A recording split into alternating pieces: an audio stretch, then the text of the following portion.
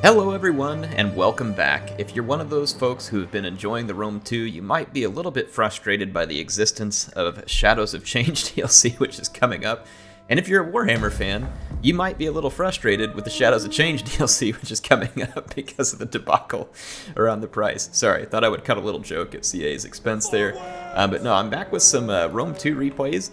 I have quite a few that were sent to me via my Discord, so I appreciate that. You can send them to me on the Discord. We have a channel where you can post those replays, or you can send them to airtotalwar@gmail.com. Either one works, and I'm happy to have them. I need to go play some more myself sometime soon, but I've been very busy trying to get a lot of videos out there, and I feel like I've been somewhat successful, so it's been pretty good. Let's take a look at the home team here.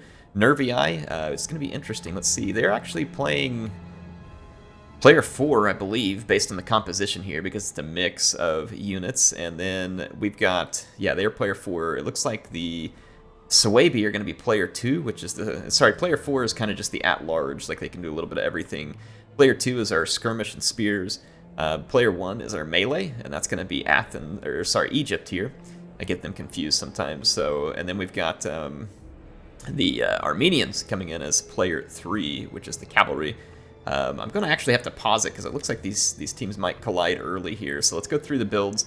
As far as melee, it looks like we have a mix of thorax swordsmen, Galatian swords, Carian axemen, including the general. So a lot of swords of varying calibers, some Egyptian infantry up front, which are very cheap. And then for the skirmish, I'm hoping that we see, these Cimbri bowwomen. I was figuring we'd see, okay, we do. We have Germanic slingers up front leading the Cimbri bowwomen, so a potent combination there.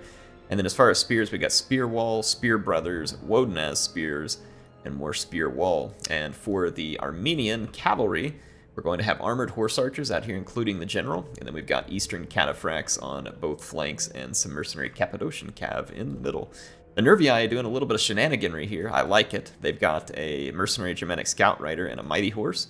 And then they have all vanguard deploy units out here, including a guerrilla spear general, which must have been, I think, made available to them. Yeah, second wind battle rhythm there. Let's go see guerrilla swordsmen. These are very mid-tier armor units, like kind of very mid. So we got guerrilla swords, guerrilla spears, and then some Gallic hunters who deployed with them. That's very curious indeed. So we'll see how that goes. It's always a little bit risky to be deployed out on your own, but if it goes right, it can pay some fun dividends. Camarilla looks to be player 3 for the other side, and they've got some Tarentine cavalry. Interesting. Or sorry, is it? No, this is Massilia. Sorry, I was coming Camarilla for a minute. Yeah, this is Massilia. Now remember, Massilia has some really interesting combinations between their cavalry now, because we are in the Unconquered Sun mod, which was made for these sub-commanders. So 3 Tarentine cav, and then over here we have the Greco-Gallic cav here, which remember, these are axe-armed cavalry, and they are going side by side with the Massilian spear-armed cavalry, and the two kind of offer a punch of armor-piercing and anti-large. They were very curious the last time we saw them, so definitely going to see how it goes down here. Another Massilian cav and Greco-Gallic cav, and Greco-Gallic cav, Massilian cav. So this apparently is sticking with some of the players in terms of that capability. And then we're going to have a Pontic Royal cav and Cappadocian cav here from the Pontus player, who is going to be player, looks like player 4 for Pontus, because they've got some archers, swords, mercenary Nacan swords, spearmen mixed in here. And it looks like Parthia is going to be bringing up the skirmish component. A lot of their units are hidden, but we can see Parthian foot archers, which have high damage and long range, mixed with Eastern slingers. And then it looks like Egypt also going as player 1, and I can see some Egyptian infantry and some Galatian swords. So very interesting. Egypt is going to be the base of both sides. So yeah, let's go ahead and kick things off and see how this battle turns out. It should be interesting. As I look at both armies, I don't see anything tremendously lopsided. Just from the outset, unless something crazy bad happens or crazy good happens with the Nervii out here. There is cavalry moving in their direction, and it won't be long before they're in the firing arc of those Gallic hunters, and they might start to earn some unwanted attention. But we shall see. If they stay that far away, I don't think they're going to trigger anything crazy there. So, but no doubt the other team is certainly wondering where the Nervii units are, and they might be discussing it. It kind of just depends on the level of scouting and knowledge that the players have, whether they remember or forget or think, hey, there's something hidden. But clearly when you're not seeing 4 flags, you're going to be thinking that there's something hidden here, maybe further back. I'm not sure if people would be thinking right over here in the middle of the desert, but sure enough, that cavalry does its job scouting and moving out here. They must have been probably thinking. And the Nervii are going to push them back. And at this point, there's obviously going to be knowledge that their flank is potentially going to get overwhelmed. And I did not look for special commanders. Let's do that real quick. I'm going to pause it. I'm going to take a look at Egypt. Egypt has the Gaze of Osiris here, which is going to hurt missile accuracy, missile damage, and then cause additional fatigue. There's regroup that comes with that as well. Let's go see Armenia. Armenia is just rocking second wind battle rhythm, as was the Nervii, and let's go check the Suebi. Suebi are rocking battle rhythm and second wind as well. Those are both very good abilities. And then as far as what I can see with the other side, let's go check Pontus. Pontus is going to have Into the Breach, which is going to give charge bonus, charge speed, weapon damage, and then presence. So they do have a little bit of special capability there. And then Massilian Commander, let's check there. Does have Rallying Inspire and the Fear, so that should be pretty nice there. And then I cannot see the Egyptian general nor the Parthian general at the moment, so let's go ahead and continue. Some support coming out in the form of Eastern Cataphracts here for the Nervii, and this is going to be really curious to see how this plays out. The Nervii have a very balanced player 4 build here, and they're going to certainly put a lot of pressure over here on, I'm going to call it the away team, the red team over here, and then the home team is going to be the blue and yellow. I wish they would just put them all in blue or something, because it gets confusing. The submitting player is the one that has the yellow outline.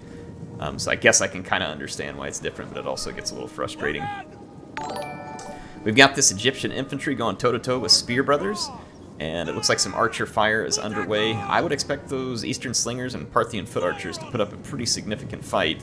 Germanic Slingers have excellent block chance. Cimbri Bowwomen have a little less damage than the Parthian Foot Archers, but they are a little more versatile if they end up in a melee. Look at this here. Interesting combination. They got the Guerrilla Spearmen up here. The Germanic Scout Riders do get charged, but that's going to lure the Massilian Cavalry in, and they're going to get absolutely swatted with arrows here coming from the Gallic Hunters. They will not survive this. Like, that is going to be just absolute brutality. That Greco-Gallic Cavalry now pushing forward, chasing the cavalry, and then they're going to get countered by a Cataphract unit. And all of a sudden, 2 Massilian Cavalry units in very bad shape. This one looks like it could get away, but it's going to take a bit of a beating on the way out. But it does look like they are folding their flank in and getting prepared, but some Egyptian infantry already being pushed back. Let's take a look at the skirmishing impact so far. Germanic Slingers under very heavy fire, but they also have extremely good block chances. The Cimbri Bowwomen are so close to those that targeting one is basically going to be targeting the other, but it's the same thing on the other side. Both players have units kind of overlapping each other because there's a lot of fighting going on right now, early and fast here. Yeah, so that Greco-Gallic Cavalry gets taken down. The Eastern Spear forms up in a square, looking to delay the Nervii flank. That's not a bad call. They're going to need to buy some time, I think. But the main push is kind of underway here, as we're getting a little bit of an infantry scuffle back and forth here. It's mostly skirmish phase with the lighter units up front. That's pretty normal. Players kind of vying for dominance there. The Tarentine Cavalry doing a good job kind of, harassing the horse skirmishers and armored horse archers of the Armenians. But, I mean, there's a lot of support back here. I don't see a cavalry breakthrough coming from Massilia, especially after having lost those units early. Here comes a guerrilla swordsman, gets in with the Galatian swords. They are under heavy javelin fire from the Carian axemen, and then they're also getting hit by Eastern archers here. And then now a big push from Pontus out here with their cavalry. Be curious to see whether the Eastern Cataphracts can help support and fend this off, but now we're going to get some big-time numbers out here for the away team, but there are still plenty of support units here for the Nervii. They've got a lot of infantry in the vicinity. They have the Gallic Hunters in the vicinity. This is not going to be an easy push for the red team. And it looks like the infantry fight is getting underway. There's a lot of Egyptian infantry from the home team clashing with Egyptian and Parthian infantry, including these Persian hoplites from the other side. We can now see this Royal Cataphract General for Parthia, maybe the whole time, I just may not have seen them, also into the breach as far as the capabilities there. That Royal Cataphract is a devastating unit and could actually break through the main lines. Like, if it charged in here and hit these Carian axemen, it might be able to just bust through here and cause some trouble, but that's also very risky. But I mean, that is a very heavyweight unit considering what's up here for the home team. Let's check out this flank. Eastern Cataphracts supporting. They are taking some pretty brutal fire here from all these javelins. But the Gallic Hunters continue to just rain in here. And look at them getting after that Pontic Peltist. Tons of damage. Very nice work there. Massilian Cavalry going toe-to-toe with the Guerrilla Spearmen here. And it looks like there might be some cycle charging to try and wear out the Nervii. And we still have Eastern Cataphracts in reserve. I don't know how well they face up against that Pontic Royal Cav, but I would think they would do pretty good, despite them being a little bit damaged. It's just there's a Cappadocian Cavalry nearby as well. So this is interesting. The flank so far has certainly been effective at getting the enemy's attention and making them spend a lot of resources there, which is certainly potentially going to lead to a big problem for them in the middle, because in the middle right now they look like they're overwhelmed. I just had to take a guess at it. They've had to put enough resources over here to where it certainly looks like their middle is getting overwhelmed. So we might have an ambush set up here that actually ends up going quite well, which we haven't seen in a while. Usually the ambushes have kind of gone south, which that happens. It's difficult to pull off these ambushes in Rome 2, but it can occasionally happen. Those spearmen got cycle charged multiple times here by the cavalry, and they are certainly starting to feel it. But that cavalry is also taking some damage as a result. And then here, the Cappadocian cavalry gets mixed up with a mercenary Cappadocian and the Eastern Cataphracts, and it looks like the two shock cavalry are kind of charging and cycling in and out. We'll just kind of have to see how that one turns out. Obviously, those are going to be very closely matched. The archers, a little bit of threat here from the Pontic Royal Cav, but the Pontic Royal Cav also getting shot up heavily. They've got Presence and Into the Breach on because they want to try and cause max damage to these archers, and they will get some damage done. But they're also going to die whenever that Cataphract catches up to them, so that was a bit of a YOLO there. However, there is more cavalry nearby that can come and support, and there's less over here, so those Gallic Hunters did end up getting hit hard by that Pontic General, did a ton of damage. A ton of damage. And those Gallic Hunters are pretty expensive units, so that ends up being a fairly effective suicide run there for the Pontic General. You're going to go out in style there. So a lot of skirmishers left for the home team, a lot of skirmishers left for the away team. Here comes a cavalry push. We've got some Massilian cavalry trying to break through a Galatian swordsman. There's Cimbri bowwomen and Germanic slingers here, as well as a Carian axe general. Cimbri bowwomen, remember, can fight with the spear against light cavalry somewhat effectively. A lot of javelins flying in from the Carian axemen. That's going to cause substantial damage to that Massilian cavalry, though do remember that in this mod, the bonus versus cavalry on those light infantry javelins is not there anymore. So they do damage, but it's not quite as gruesome as it used to be, making those units, like, you know, borderline overpowered. It does look like the mercenary naked swords had to come in because the Cappadocian cavalry fight was dragging on, or it looks like maybe, I think it was actually won by the Armenian Cappadocians there. Neither side has been able to get to each other's skirmishers, and so we have a lot of skirmishers left. Look at the Cimbri bowwomen just pouring fire into the Massilian cavalry. Probably a pretty good choice, to be honest. And then the thorax swords look like they're finishing off most of the remaining infantry for the red team. So again, a pretty tight fight here. Pretty close fight. Let's get in here and see just a little bit more here. Comes, oh boy, yeah, this is gonna hurt. That's gonna hurt. That Massilian cavalry doesn't have a lot of mass or armor, and so those cataphracts are gonna take a very heavy toll on those units. They did have presence on there, which improves a recharge rate, but I don't think that's gonna save them from that cataphract charge. That was really brutal. Some Scythian horse archers putting a little bit of fire in there. It's a nice job to try and get something back out of those cataphracts, but then the Armenian horse skirmishers roll up. I do believe the red team is kind of starting to get rolled up, and I don't know how much longer they're going to be able to keep all these skirmishers safe. They do have the Royal Cataphract protecting them. That's a good call. Those skirmishers are really about all they have left at the moment. What's that coming down? That looks like Relentless, which is going to improve the attack of all these units, but they don't need attack. They need missile damage or ammunition, one of the two. It'd be cool if there was an ability that maybe adds ammunition, but that might be overpowered in Rome 2. I don't know. Ooh. Naked sword. That's what you get for coming to battle without a shirt on. Oh my gosh. Oh, jeez. Oh, man. That guy's got like a couple... Oh, man. That guy just about took one right where it counts. That is Yeah, ouch. That's all I can do is kind of laugh at their misfortune. Glad it's not my misfortune. Yeah, it does look like the red team's going to get rolled up here. Just way too much left for the home team. It's interesting that that flank, actually, I do believe, may have turned this. The flank itself wasn't overly successful, but it pulled so many resources for the red team in that direction that I ultimately think that allowed the center to prevail here for the home team. So I do believe that Nervii flanking there was pretty important in terms of the way that this battle ended up coming out. There was definitely a lot of skirmishing power on both sides, and both sides got to use their skirmishing power until late into the game. These archers, they still have ammunition, I think. I don't see them daggers out. Yeah, slingers and archers still have some ammo. So both of these sides, like I say, got to do a lot of skirmishing. A whole lot of skirmishing. I'm kind of surprised we haven't seen the cataphracts just roll in here, but I think it's because the royal cataphracts are still there. But you could certainly, you know, choose to push if you want, but I think that they're going to just go ahead and trade the rest of their ammunition and try and wait it out. I don't know how much ammunition is left for these units. Parthian foot archers here.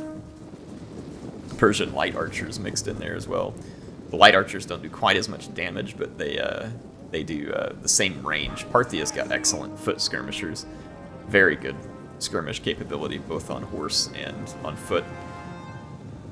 So it looks like the horse skirmisher's moving around, and we might see, yep, here comes that cavalry pressure finally from Armenia. I think Armenia is going to come in and try and just go ahead and finish this, and they should be able to. Their cataphracts can only go in one direction at once, so ultimately the enemy skirmishers are about to get put under hoof. So here they come. We've got the horse skirmishers. Not that these horse skirmishers are particularly good in melee, but neither are Parthian foot archers or Eastern slingers. So it doesn't take much at this point, and we're going to see those skirmish horsemen rolling in. You can see the Parthian cataphracts trying to use their trample charge, desperately attempting to defend everything they have, but of course you can see the Armenian cavalry just playing keep away and showing that really the Parthians just can't be everywhere at once.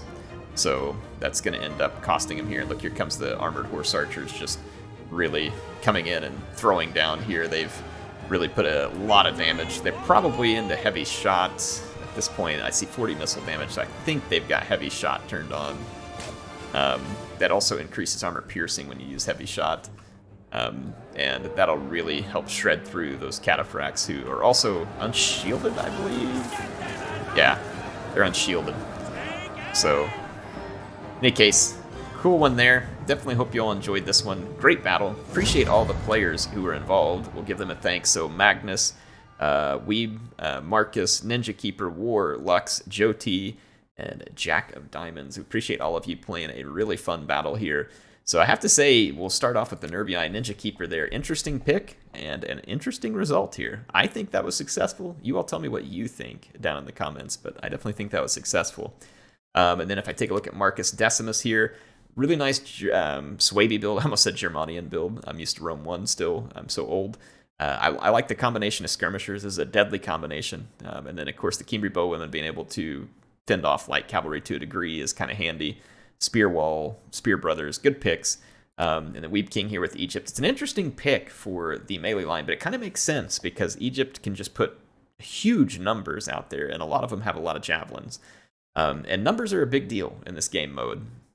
Yes, quality can certainly play a role, but numbers are very important, and I think that was a good job there by Weeb King. Good picks, plenty of good kills here, like this Galatian sword as an example. And then Magnus here with the Armenian cavalry, really dominant performance. A lot of that cavalry was left at the end of the fight, so an excellent job by Magnus here. A lot of kills, and very well done. War here with Pontus, did a good job with that Pontic Royal Cav. Had to sacrifice in the end, but I mean, heck, took down a lot of those expensive archers with it, so when you gotta go out in style. Good kills here on the Pontic Peltus, and nice kills on the naked swords there as well. So some good work by Pontus. And then Parthia here, those skirmishers fired nearly the entire battle, and you can't ask for a whole lot more when someone comes as a skirmish player than to stay alive and keep trying to skirmish.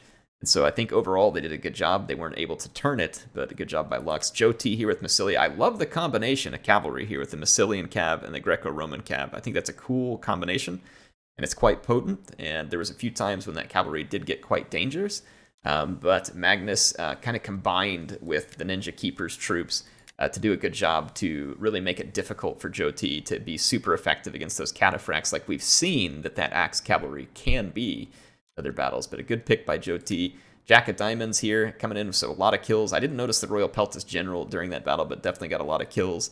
I probably just assumed it was a carrying axeman when I saw it throwing a lot of javelins, but some other good kills here. Interesting, both players going for Egypt on the sword line. But again, Egypt is certainly capable in a sword line in multiple facets. They can go high end or they can go low end. So Egypt's definitely got both of those, especially in the sub-commanders mode.